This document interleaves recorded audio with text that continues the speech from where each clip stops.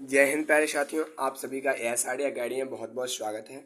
आज हम class 12 chapter number जो फर्स्ट है, स्थिर विद्युत की यूनिट नंबर जो फर्स्ट है, उसमें एक बहुत ही महत्वपूर्ण इम्पोर्टेंट टॉपिक है जो 2-3 नंबर में आ जाता है।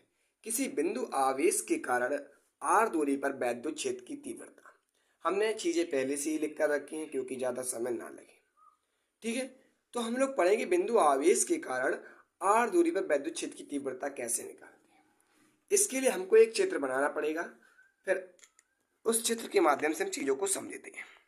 तो हम क्या करेंगे, मान लेंगे यहाँ पर कोई एक प्लस क्यू चार्ज है।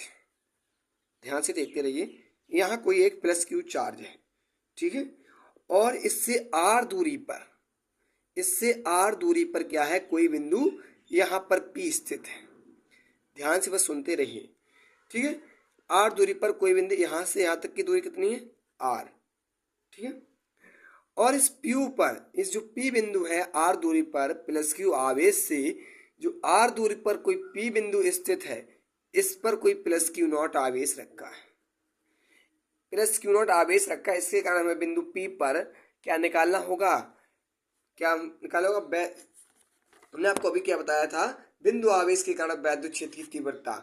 बिंदु आवेश के कारण वैद्युत क्षेत्र की तीव्रता, यहाँ पर मान लो ये प्लस क्यू आवेश है, ठीक है। और यहाँ पर भी मैंने एक कोई प्लस क्यू आवेश रख दिया, तो इस पर बल किधर ओर लगेगा, इस पर जो बल होगा वो इस ओर लगेगा, ठीक है, इस ओर लगेगा, ठीक है। इतनी चीज आई होप आप सभी को क्लियर होगी। एक बार और समझ लो, हमने कोई एक प्लस क्यू चार्ज लिया जिससे आर दूरी पर कोई बिंदु P स्थित है, क्यू नॉट, ठीक है। इसी पर हमको क्या निकालना है, बिंदु P पर वैद्युत क्षेत्र की तीव्रता।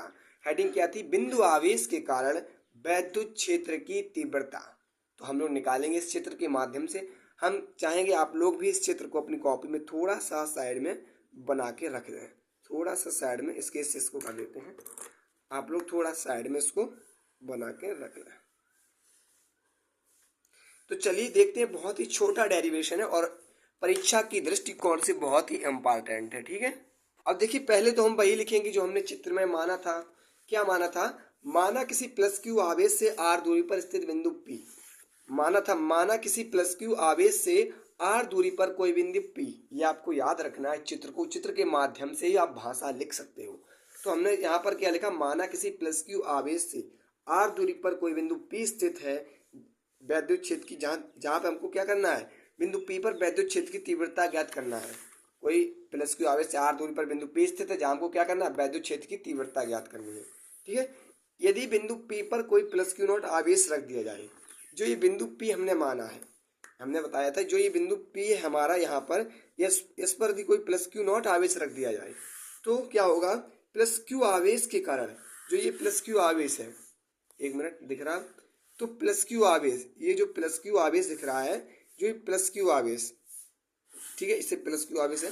प्लस क्यू आवेश के कारण बिंदु P पर रखे क्यू नॉट आवेश पर लगने वाला बल, जो प्लस क्यू नॉट आवेश है, जो प्लस क्यू आवेश है, सॉरी, जो प्लस क्यू आवेश है, इसके कारण आर दूरी पर स्थित बिंदु P पर जो क्यू नॉट आवेश रखा है, इस पर लगने वाला बल क्या होगा, बल क्या होता है बताइए, कोई बता सकता है। F बराबर 1/4 pi epsilon naught q into Q naught upon are square, यही तो होता है। यहाँ क्यू नॉट क्यों रखा है, क्योंकि हमने एक को क्यू नॉट माना है भैया, ठीक है, क्यू नॉट माना है, ठीक है। ये कूलाम, ये कहाँ से आया, किसी को पता है, कूलाम से आया है। दो पिंडों के मध्य लगने वाला आकर्षण और प्रतिकर्षण बल, वहीं से आया है। ये आपने कूलाम का नियम नहीं पढ़ा, पर ध्यान से उसको पढ़िए, ठीक है। वो आता तो नहीं है पेपरों में, लेकिन इम्पोर्टेंट हो जाता है थोड़ा बहुत, मतलब चीज। अपनी भाषा भी आपको लिखनी पड़ेगी, इसलिए मैं भाषा लिखी लिखाई लाया था। अब चलते डेरिवेशन करते हैं हम लोग।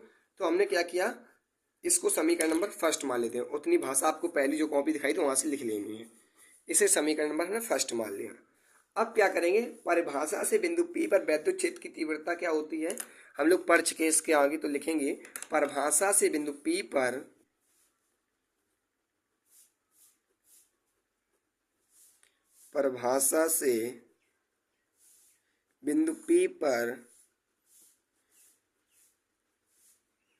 वैद्युत क्षेत्र की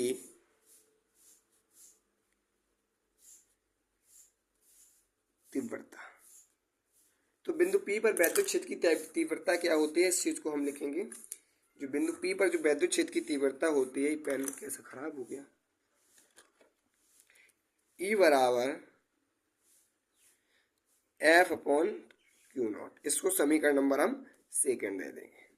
ठीक है, ये समीकरण हमारा सेकंड है।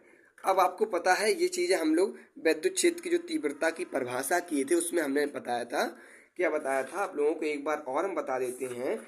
मान लेते हैं किसी वैद्युत क्षेत्र के बिंदु पर रखे क्यू नॉट आवेश पर लगने वाला जो वैद्युत बल है वेक्टर एफ होता है। तो वहां पर हमारी परिभाषा क्या निकल के आती थी, वैद्युत क्षेत्र किसी बिंदु पर वैद्युत क्षेत्र की तीव्रता उस बिंदु पर एकांक धनावेश पर आरोपित बल के तुल्य होती है। ठीक है, ये आपको याद रखने वाली चीजें हैं। अब इसके बाद क्या करेंगे, यहाँ पर हमने इतना कर लिया। इसके बाद हम लोग क्या करेंगे, समीकरण जो समीकरण एक है उसमें हम क्या रखेंगे, समीकरण एक से हम क्या रखेंगे, समीकरण दो में एफ का मान रख देंगे, बस इतना करेंगे। ठीक है, तो लिखिए, तो लिखते हैं समीकरण एक से एफ का मान रखने पर जो ये एफ का मान है उसको इसमें पुट कर देंगे। ठीक है, एफ के स्थान पर यहाँ लिखेंगे समीकरण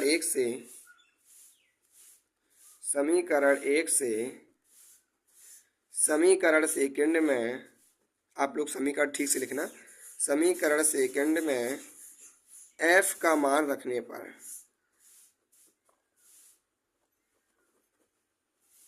तो रख दीजिए भैया एफ का मान।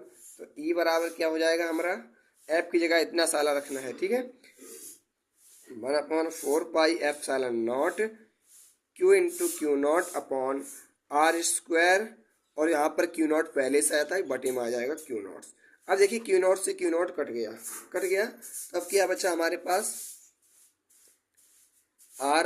ई बराबर 1/4πε0 क्यू अपॉन आर स्क्वायर।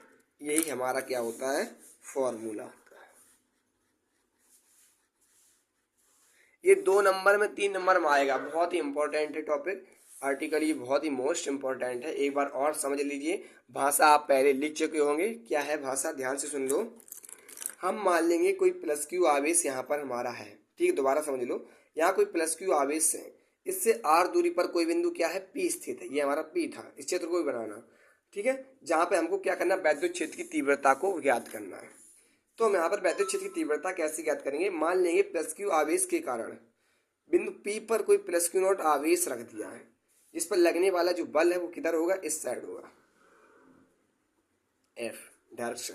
तो दो पिंडों के मध्य जब बल लगता है, मतलब कूलाम का नियम यहाँ पर सीधा सीधा हो रहा है। कूलाम का नियम क्या कहता है, एफ बराबर 1/4πε0 के Q1 Q2 upon are square. तो वहीं पर मैंने ले लिया एफ बराबर 1/4πε0 Q इंटू क्यू नॉट यहाँ पर माना था, अपॉन आर स्क्वायर। अब आप लोग जानते हैं परिभाषा से बिंदु P पर जो वैद्युत क्षेत्र की तीव्रता होती है वो क्या होती है, ई बराबर, ये बराबर का निशान है, माइनस आइनस नहीं है, ई बराबर एफ अपॉन क्यू नॉट। समीकरण इसको नंबर हमने सेकंड दे दिया था, इसको फर्स्ट दे दिया था।